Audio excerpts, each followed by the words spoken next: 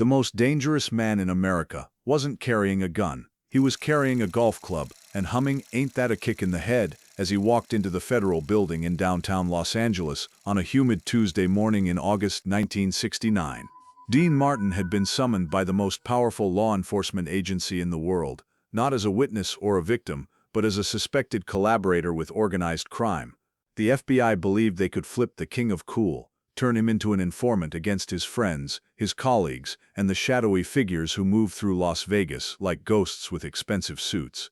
They were about to discover that Dean Martin's loyalty wasn't for sale at any price, and that some men would rather destroy their careers than betray their principles. Agent William Sullivan sat behind a steel desk in room 12047 of the Federal Building, flanked by 3 other agents and armed with 6 years of surveillance reports, wiretapped conversations, and photographs that supposedly proved Dean's connections to the Chicago outfit, the New York families, and every other organized crime syndicate that had ever bought a drink in Las Vegas. The walls were lined with filing cabinets that contained the secrets of everyone who had ever mattered in American entertainment. This room had broken senators, silenced journalists, and turned celebrity patriots into government assets. Sullivan expected Dean Martin to be just another name on a very long list of cooperative witnesses. The meeting that was about to unfold would become legend in FBI circles, not because of what was revealed, but because of what wasn't. Not because of what Dean Martin said, but because of what he refused to say. In 90 minutes, the most sophisticated intelligence-gathering operation in American history would be defeated by a singer who treated national security like a bad joke and federal agents like troublesome fans who wouldn't take no for an answer. Dean arrived at precisely 10 o'clock, wearing a charcoal gray suit that cost more than most FBI agents made in a month. He'd driven himself in his Cadillac Eldorado, parking in a space reserved for federal employees without asking permission or showing the slightest concern about protocol. The security guards at the entrance recognized him immediately. Everyone in Los Angeles knew Dean Martin, but they still put him through the metal detector, still searched his briefcase, still treated him like any other potential security threat. "Mr. Martin," Agent Sullivan began, gesturing to a chair positioned directly across from his desk, "thank you for coming in voluntarily." Dean settled into the chair with the easy grace of a man who was comfortable anywhere. "Well, Bill, can I call you Bill? When the federal government asks you to stop by for coffee, it's not really a request, is it?" Sullivan's smile was thin and professional. "We prefer to think of it as an opportunity for patriotic Americans to assist their government in matters of national security." "National security," Dean repeated, lighting a cigarette despite the no-smoking sign prominently displayed on the wall behind Sullivan's desk. "That's interesting. I wasn't aware that singing songs and telling jokes had become a threat to the Republic." The other agents exchanged glances. This wasn't starting the way they'd planned. Most people brought into this room were nervous, defensive, eager to cooperate. Dean Martin seemed genuinely amused by the entire situation. Agent Sullivan opened a thick folder and spread photographs across his desk like a dealer laying out cards. The images showed Dean with Frank Sinatra, Sam Giancana, Johnny Rosselli, and various other figures that the FBI had identified as persons of interest in their ongoing investigation of organized crime's infiltration of the entertainment industry. "Mr. Martin, we have extensive documentation of your associations with individuals connected to organized crime. We have photographs, recorded conversations, financial records. We know about the private meetings, the favor exchanges, the business arrangements that go far beyond simple entertainment contracts." Dean studied the photographs with the interest of someone looking through a family album. "These are some good shots. Did you guys take these yourselves? Or did you hire a professional photographer? Because the composition on this one is really excellent." Sullivan's jaw tightened. "Mr. Martin, this is a serious matter. We're talking about your associations with some of the most dangerous criminals in America." "Dangerous criminals," Dean mused, tapping ash from his cigarette into a coffee cup. "That's funny. Most of these guys I know are in the hospitality business. They run hotels, restaurants, entertainment venues. They employ thousands of people. They pay taxes. If they're criminals, they're the most civic-minded criminals I've ever met." Agent Thompson, one of Sullivan's subordinates, leaned forward.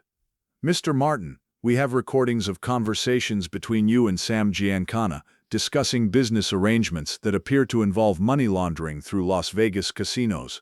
Dean's expression didn't change. "You guys have been listening to my private conversations? That's kind of creepy, don't you think?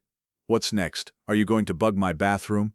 We have legal authorization for all of our surveillance activities, Sullivan said defensively. I'm sure you do.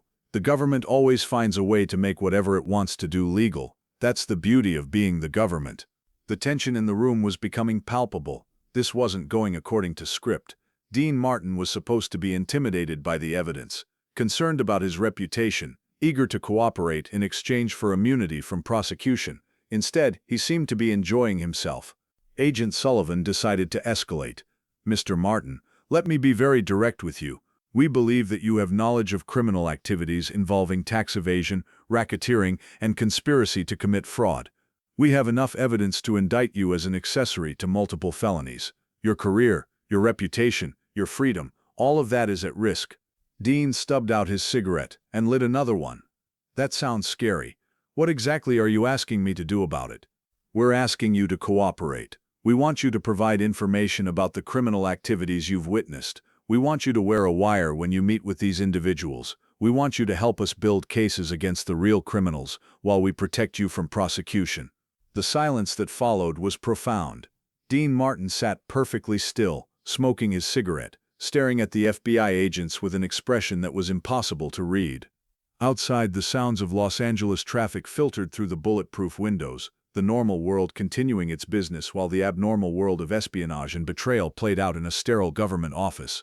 When Dean finally spoke, his voice was quiet, but absolutely clear. Let me make sure I understand this correctly. You want me to betray my friends, destroy people who have been loyal to me, and turn myself into a government spy. In exchange, you won't arrest me for crimes that you can't actually prove I committed. Is that an accurate summary? Agent Sullivan nodded. That's one way to put it. Another way would be to say that we're offering you a chance to do your patriotic duty while protecting yourself and your family from serious legal consequences. Dean laughed, not sarcastically or bitterly, but with genuine amusement. Bill, I've got to hand it to you guys. You've got style. You invite me down here, show me some pictures of me having dinner with friends, and then try to convince me that betraying those friends is the patriotic thing to do. It's like something out of a movie. Agent Thompson tried a different approach. Mr. Martin, these aren't just friends. These are dangerous people involved in serious crimes. They wouldn't hesitate to eliminate you if they thought you were a threat to their operations. Dean turned to look at Thompson with something approaching pity. Kid, I've known these guys for 15 years. I've been to their homes, met their wives, played with their kids. Frank Sinatra is like a brother to me. Sam Giancana has never been anything but respectful and generous. Johnny Rosselli tells the best jokes in Las Vegas. Are they perfect? No. Are they dangerous? Maybe, but they're my friends, and I don't throw friends under the bus, no matter how official the bus is. Agent Sullivan was becoming frustrated. He'd been building cases against organized crime for 20 years, and he'd never encountered anyone quite like Dean Martin. Most people could be intimidated, bought, or threatened into cooperation. Dean seemed immune to all three approaches. Mr. Martin, perhaps you don't fully understand the gravity of your situation. We have the power to destroy your career, your reputation, everything you've built. One leaked story about your connections to organized crime, and the American public will turn against you overnight. Dean's response was swift and devastating. Go ahead. The simple phrase hung in the air like a challenge. Sullivan stared at Dean, certain he had misheard. I'm sorry, what did you say? I said go ahead. Leak your story. Tell the public that Dean Martin has dinner with people you don't like. See if they care. See if it changes anything. Dean stood up and walked to the window, looking down at the busy street below. Bill, you guys are living in the past. You think you can control people's lives by threatening their reputations. But times are changing. People don't trust the government the way they used to. They're starting to ask questions about who the real bad guys are.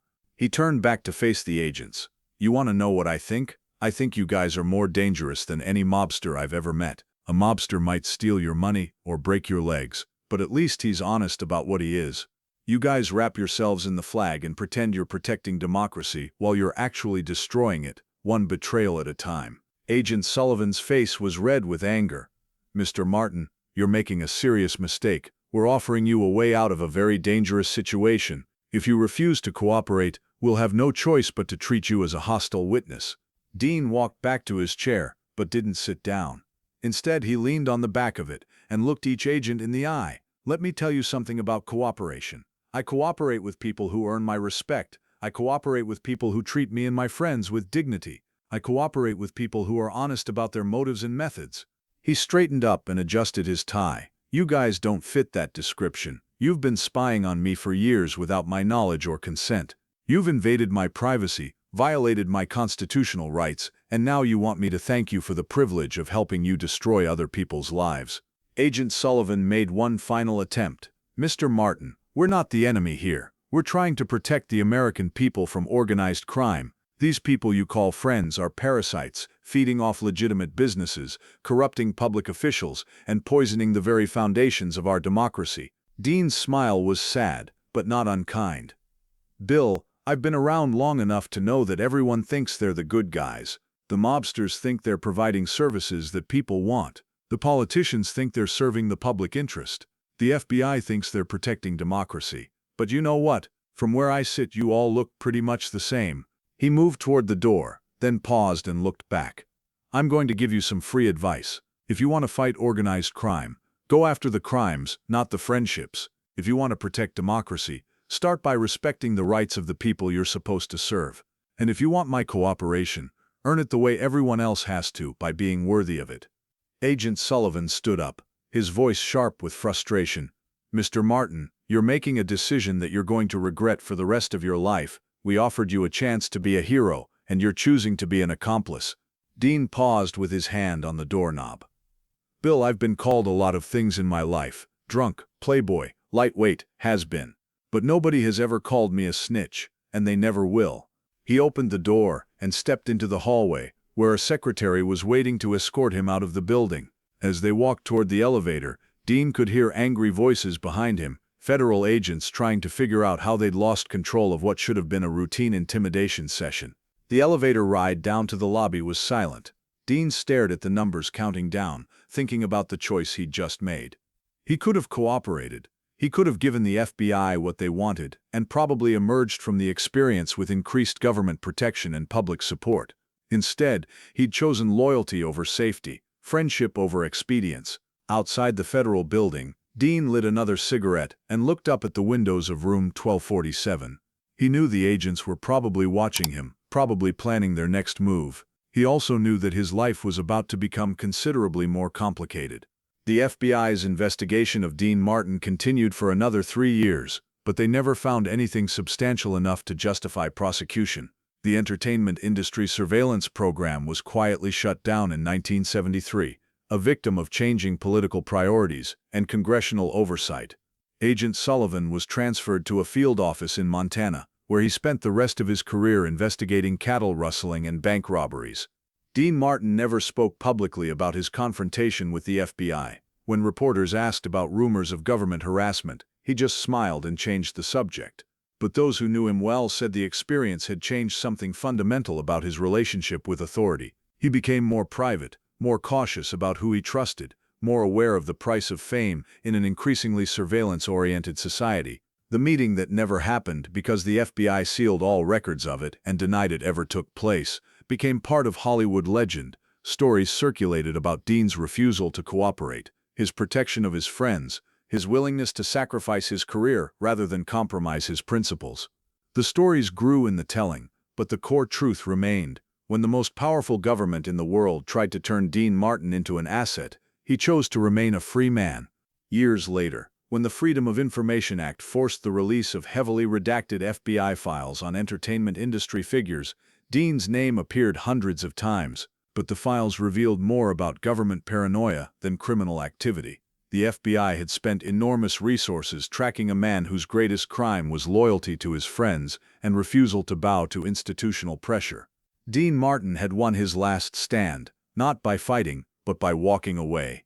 He'd proven that sometimes the most powerful response to tyranny is simply refusing to participate in it.